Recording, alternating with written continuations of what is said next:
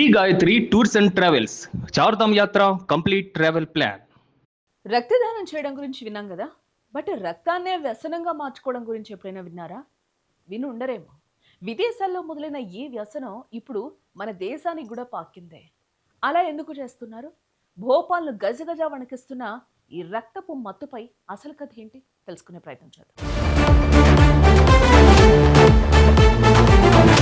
మత్తు కోసం మనుషులు ఏ స్థాయికి దిగజారుతారో చెప్పడానికి ఇదో పరాకష్టం. ఇప్పటి వరకు డ్రగ్స్, గంజాయి, మద్యం లాంటి వ్యసనాలు తెలుసు. కానీ విదేశాల్లో ఉండే సైకో సంస్కృతి ఇప్పుడు నిశ్శబ్దంగా మన దేశంలో కూడా జ్వరపడింది. అదే బ్లడ్ కిక్. మీరు విన్నది నిజమే. మాదక ద్రవ్యాలకు అలవాటు పడిన కొందరు యువకులు కొత్త రకమైన మత్తు కోసం వెతుకుతూ ఈ వికృత మార్గాన్ని ఎంచుకుంటారు.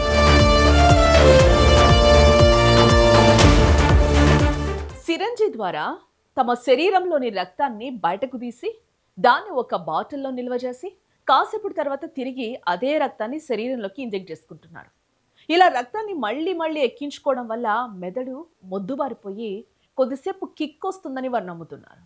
ఇది వినడానికి వింతగా ఉన్న అత్యంత భయంకరమైన వాస్తవం. మధ్యప్రదేశ్ రాజధాని భోపాల్ ఇప్పుడు ఈ వ్యసనానికి అడ్డాగా మారిందని మీకు తెలుసా? ఈ ఏడాది జనవరి నుంచే గాంధీ మెడికల్ కాలేజ్లో ఇలాంటి 5 కేసులు వెలుగులోకి రావడం పరిస్థితి తీవ్రతకు అద్దం పడుతోంది. బాధితులంతా 18 నుంచి 25 ఏళ్ల లోపు యువకులే. దీనివల్ల యువత మానసిక స్థితి పూర్తిగా దెబ్బతింటూ ఉంది.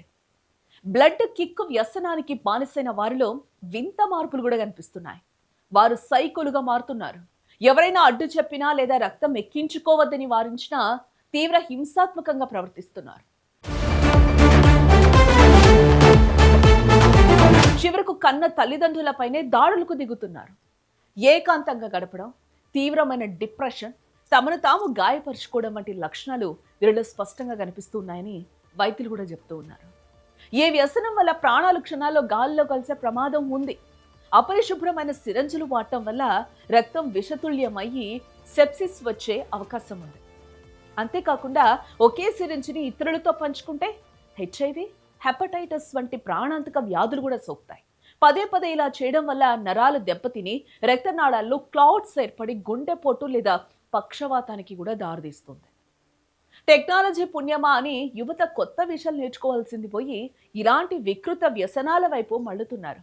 చేతులు, కాళ్లపై సూది గుర్తులు కనిపిస్తున్నాయంటే తల్లిదండ్రులు వెంటనే అప్రమత్తం కావాలి. విద్యా సంస్థలు కూడా ఈ బ్లడ్ కిక్ మరణకాండపై విద్యార్థులకు అవగాహన కల్పించాలి. లేదంటే మన దేశ భవిష్యత్ అయిన యువత ఈ రక్తపు ఊబిలో కూరుకుపోవడం ఖాయం. Be careful.